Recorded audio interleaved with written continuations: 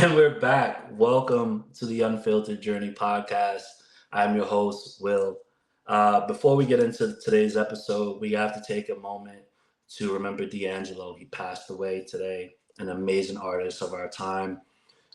So send prayers and condolences to his family and loved ones. Definitely play a song today, play two, play his whole album. An amazing artist gone way too soon. Today's episode is going to be about healing and accountability. A lot of people have different notions on what that is. Um, I'm just here for my own perspective, but it's okay. I think that, you know, nobody tells you what healing is truly about. Um, they try to doll it up on Instagram, right? And it's not that. It's not pretty. It's not the highlight reels. It's not the I'm gonna upload a spiritual playlist. It's not the I'm gonna isolate under a blanket and sip tea. Um, Healing is messy. Healing is slow. It's those days where you feel like you're making progress, but then there's days where you're stuck in the mud. And it's okay, right? Like we all have to go through that part of the journey, right? We have to remember that healing is a marathon. It's not a sprint, right? And we say to ourselves sometimes like, damn, I really did that. I really experienced that. And one of the first steps to healing is owning it, right? Just own it. And a lot of people will be like, well, it's easy for you to say. And it's like, it kind of is, when you think about it. You just have to own it. But everybody will own it in their own time, and I respect that. Healing is not linear for a lot of people, and it's okay because there's some days where like you're sitting alone, and there's some days where it's you have the energy to be out and about. This is what happens, right? It's a battle with your old habits. It's a battle with the old environment, right? And how do you fix that? How do you fight those things, right? Because sometimes they can just punch you in the gut, and that's the reality, right? Um, but when we're in the process of healing, I think that we have to understand that real healing shows up even when it's uncomfortable, right? It's admitting to yourself what you've been avoiding. And that's the raw part, right? When we go through these situations, these events, we tend to shy away from what it was, right? And we just try to block it out, but that prevents us from healing. So we definitely have to figure out what we're avoiding and really attack it head on, right? And prepare yourself for the nights where it's tears. Prepare yourself for the days where it's anger. Prepare yourself for the days for where it's some emotion that's just gonna come out. My therapist used to tell me, you can't avoid your emotions, right? When your emotions happen, face it. No matter what it is, face it. And that's one of the things that I say as helpful for me through the healing process that I've been going through is therapy, right? I met my therapist on BetterHelp, and we kind of went on outside and had continued from there. And it's been about almost 8 years now. We're in, what, 25? Yeah, started in 17 and 8 years now. The first couple of years were rough. I will tell you that. I was very like withholding on the first couple of ones. And then after that, we found a groove. We made breakthroughs. We talked about a lot of things, childhood, traumas. And we did a lot of work that I'm proud of myself for, right? I'm never going to tell somebody that I'm healed. I'm constantly healing because I had an interesting conversation with somebody and they made a valid point. But what I had to understand, especially in that, when we get into situations with people, relationships, or even at that in conversations, platonic situations with people, we don't know what their triggers are, right? And those are things that we have to be willing to learn, right? And have grace for.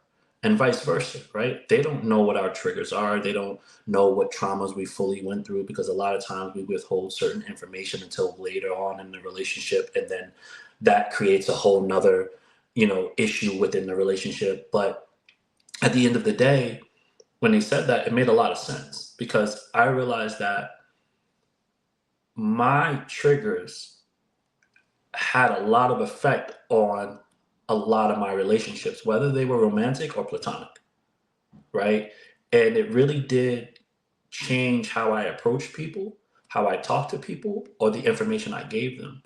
But the process of healing with therapy has allowed me the environment to really open that up. And those that are seeking therapy, listen, round of applause to you. Like I, I admire you, and I'm grateful that you're doing that.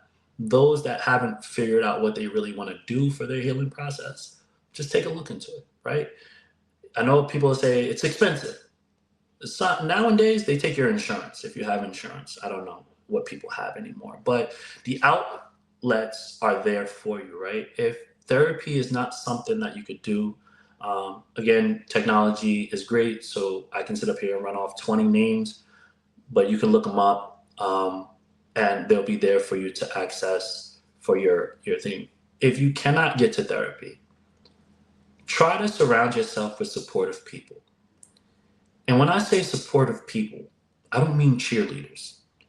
I don't mean somebody that's gonna sit there and just tell you what you want to hear, pat you on the back, just keep rooting for you without giving you the real. A lot of times we get around people who do mean well, but they're not really helping us in that healing journey.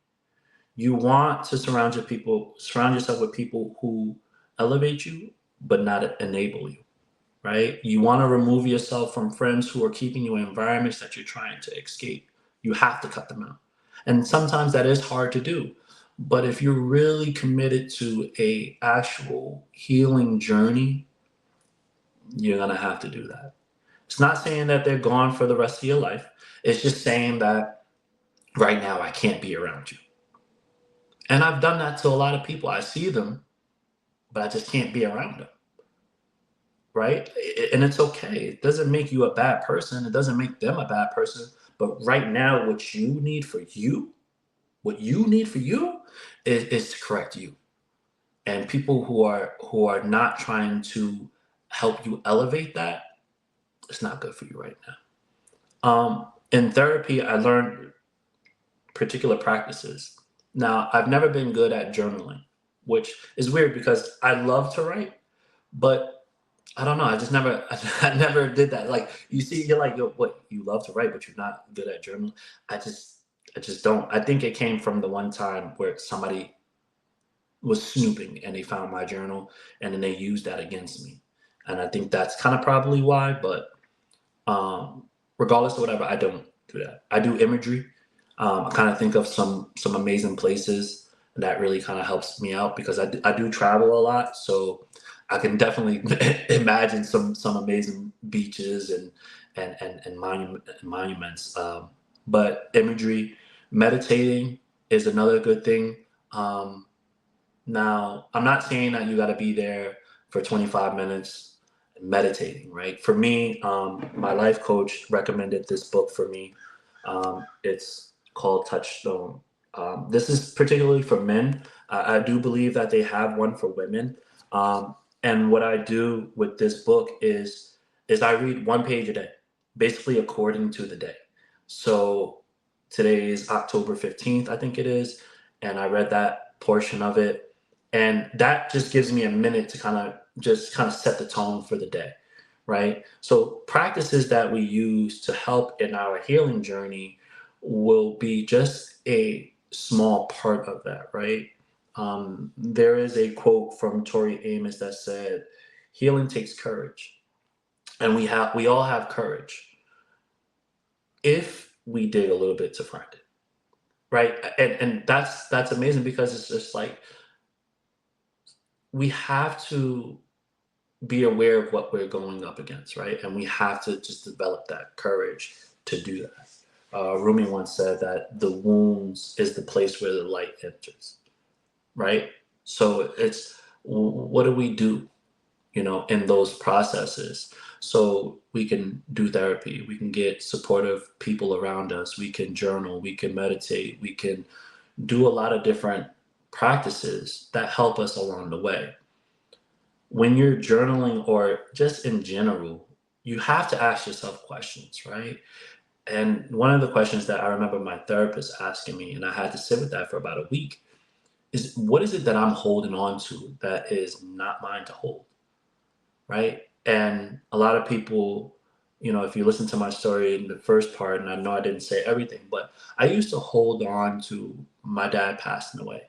I used to hold on to my mom's addiction. And that created a lot of things within me for negative that I carried all the way into my mid 20s, could probably even say to my early 30s.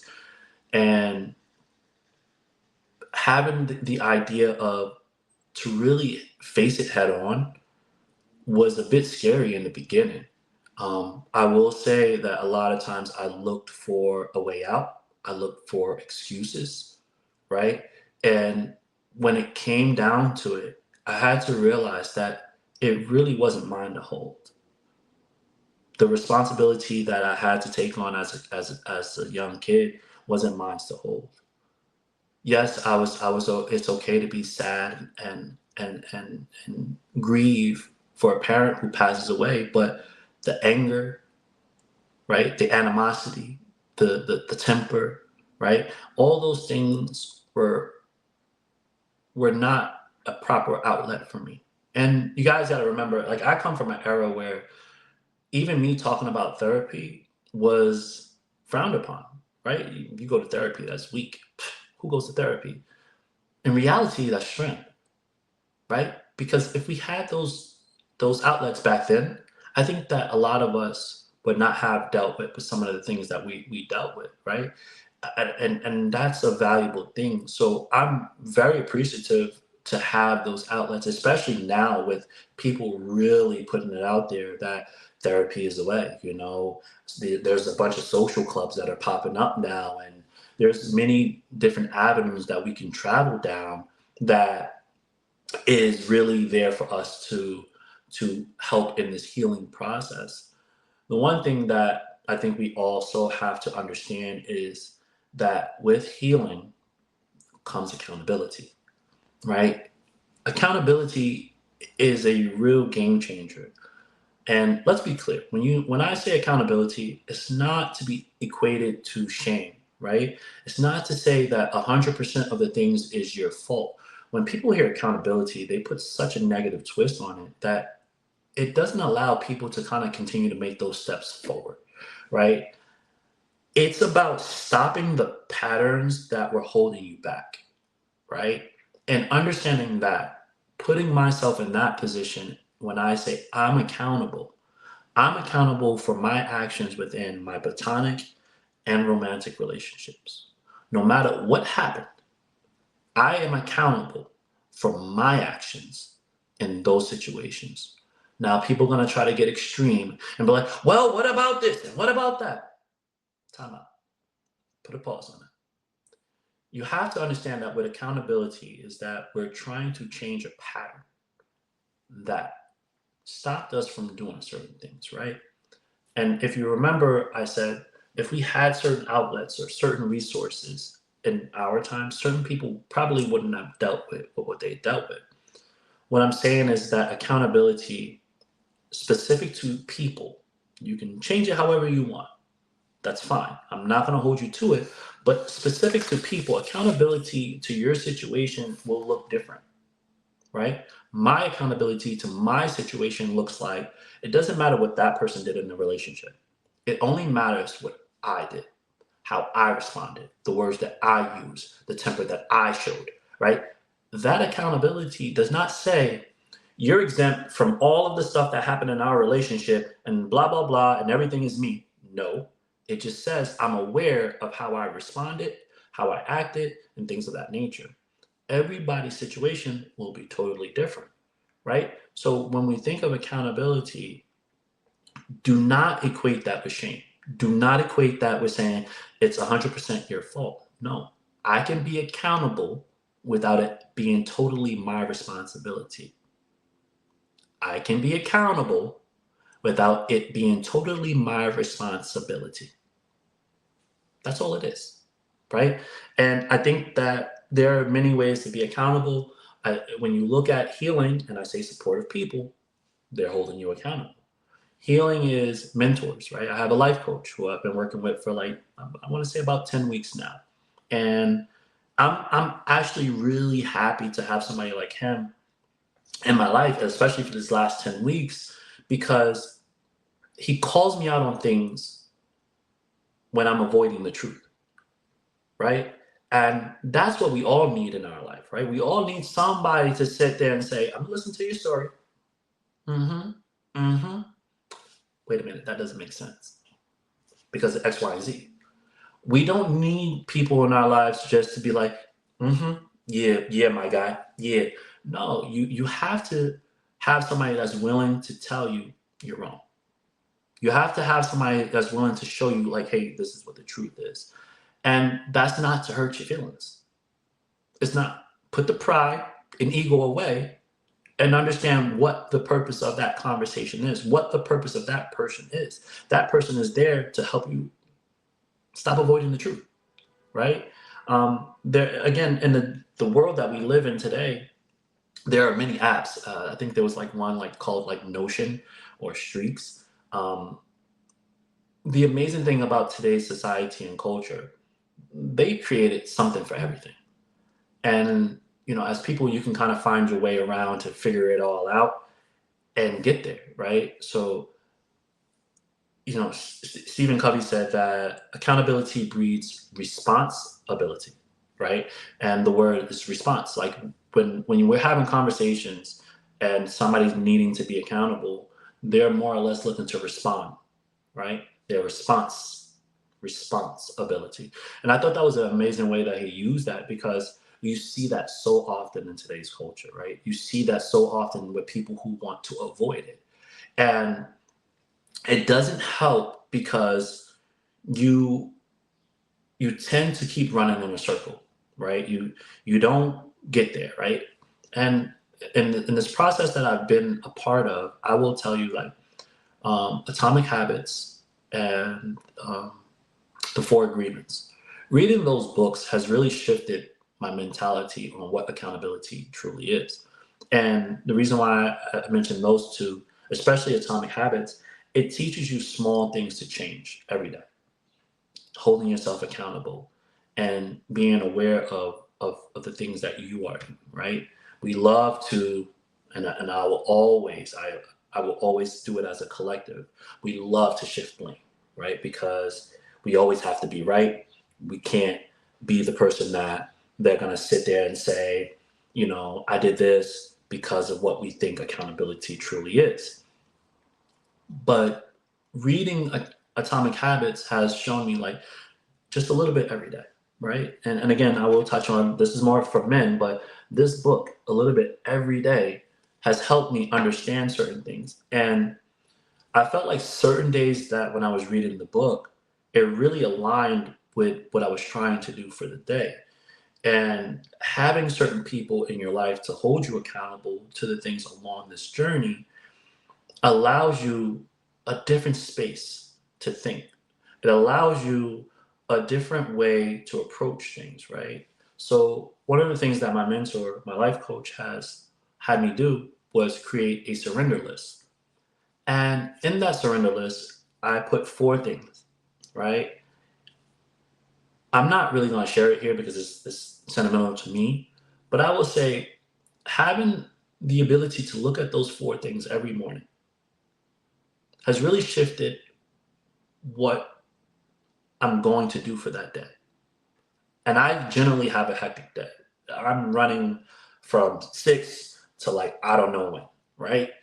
But when he basically said to me, Will, you gotta take time to yourself in the morning. Because I would generally get up, go do what I gotta do, shower, brush my teeth, get dressed, get out, go to the gym, do this, do that. Stop. Get this in. What are you trying to give up for today? Right? So having somebody to hold me accountable to that, and the reason why I say that, and I'll say, one of my things that I surrender on a daily basis is past hurts, right? Things that truly hurt me to my core. And when we say hurt me to my core, death of a parent, addict of a mother, people dying, bad relationships, things, all those things add up, right? And those are things that when I look at it on a daily basis, it reminds me of what I'm giving up for the day, right? And another one was temper, right? Because growing up, I really had a bad temper. And that bad temper put me in different situations, had me doing different things that I need to be accountable for because those people didn't create it, right? And when I did that, it gave me another way to reflect on the things that I was dealing with and how I was going about like my everyday life. And over these last 10 weeks, I will say, having that list in front of me every day, it's on my phone. It's literally on my phone. It says those 4 things. And every time I pick up my phone, I look at it, it just reminds me what I'm trying to surrender for the day. So create a surrender list, right? What are you surrendering for today? Right? You could change it every day. It could be the main 4, it can be the main 5. Don't overwhelm yourself. Focus in on something. And when you realize that that thing has changed for you, then you can move on to a whole nother list. But being accountable is an important part of the healing process because they are married to each other, right? And we don't heal in isolation, right? One of the first things I said, you cannot heal in isolation. Healing is reflection and responsibility. That's what we have to understand. And the reason why I say that they work together because healing without accountability is just you running in circles, right? And accountability without healing is just you punishing yourself, right? And it's just when you think about why those two belong together is when the transformation really happens. You have to take your situation and say, how can I heal? And how can I be accountable? Because everybody loves to say that they're healing and never tell you what they're accountable for. And again, do not try to apply it to an extreme just to prove a point, whatever. At some capacity, you have to understand that healing and accountability does go together. They are married. And that's why, for me, it's very important because it really helped me on this journey and understanding where I needed to heal and where I needed to be accountable and how it transformed the things that I'm going through is very, very much something that I can celebrate for myself, right? And I know like people are big on affirmation, right? So when you say affirmation, a lot of times people want to just be rich. But an affirmation like I deserve peace, I deserve happiness, I deserve love, right? Saying an affirmation without an action doesn't get anywhere, right? You have to have an action, right? So I deserve peace is, I'm not engaging with anybody that has poor mannerisms or toxic energy, right? My affirmation, my action, right? So it's like it goes hand in hand, and then you make a plan and say, like, my one healing action plus my one accountability action every week is coming together. And that's where it's just like you have to understand that. Like it's amazing that people are like, yo, just affirm yourself. Okay. Now what? Now what? Well, when you affirm yourself, you just put it into the universe, okay? But the universe is going to expect an action from you, right? You have to do something. I want to be rich, okay? And the universe is going to say, well, you're still sitting on your couch. How are you going to be rich? I want to be healed. Well, you still haven't faced what hurt you. How are you going to be healed? Right? So those are the things that you have to understand where they go together, right? And don't beat yourself up for taking steps back. It's okay, right? We're all human. I took steps back, right? When you go through this process, when you go through this journey, it's a marathon. It's not a race. It's not, right? And I had to understand that in the process of my journey. I had to understand that, right? Because I used to beat myself up like, oh, I can't believe I just did that.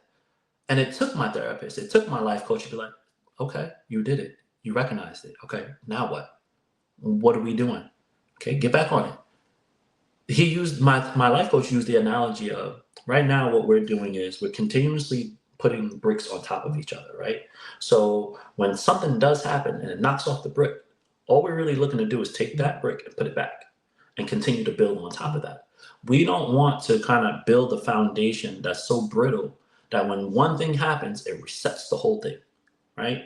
So that's why it's step by step, right? It's understanding that this marathon that we're in is not to be completed in a year, right? This is something that I'm telling you back from when I was 10 years old. I'm 40 years old now, right? And people can sit there and try to judge, well, you're 40, you should have gotten over it.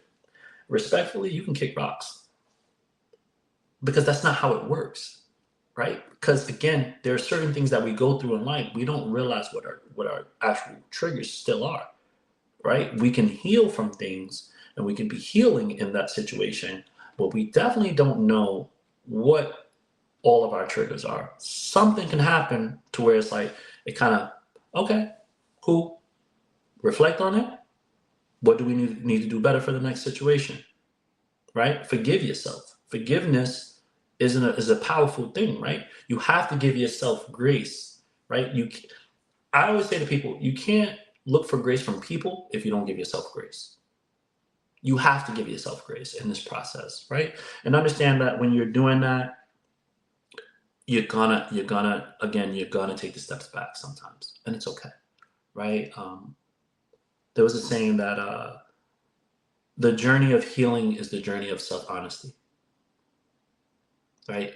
And like I have things kind of like around my house, and I have things on my desk that reminds me of those things, right? And the reason why I say accountability and healing is very important to talk about because I feel like a lot of people are still dealing with that. And I don't want to see anybody stuck in one position, right? I want to see people making steps forward, right? And you have to be honest with yourself, right? Part of that is being honest with yourself. You cannot heal from what you don't confront, right? You can't grow if you don't own it.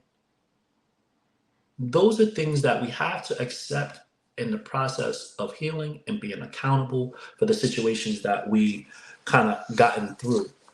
Um, the the thing I will tell you is I'm not very spiritual.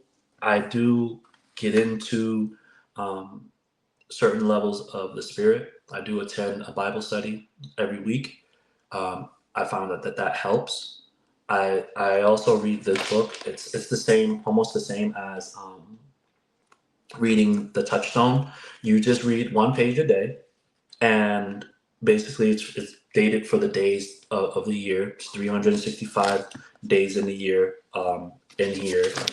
So I could definitely tell you that it's very helpful because again, so like today's message was that I'm not sure if you could really see it, but it's very helpful on days because sometimes what you read really changes the way you think, really changes the way you approach things. So that's an amazing thing, and everything that we're doing is a daily ritual. Like whether you get up and you're meditating every day, whether you're journaling every day, everything that we're doing as steps towards healing ourselves from whatever past situations that we've had, trauma that we've dealt with. Healing and accountability are not destinations. They're those rituals, right? It's messy, it's uncomfortable, it's frustrating sometimes because you think that your progress is here and it's actually there, but over time they work, right? And it's just like you have to give that grace to yourself. You really have to sit there with yourself and say, you know what, I'm doing the best that I can. And you know what, today is not the best day, but I made it through yesterday. I'm going to make it through today. and just keep pushing, right? Keep going along, and realize that it is a journey. It's a journey, right? That's what we're on. We're all on this life journey, right? We're all doing this thing called life. It's a journey. You're never going to get it right all the way. And the people that do, great for you.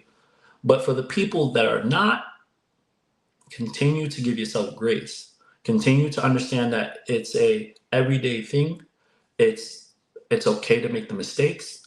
It's okay to take the step back, but promise yourself that you're going to start moving forward again. I don't want to see anybody stuck, but you're going to move forward again.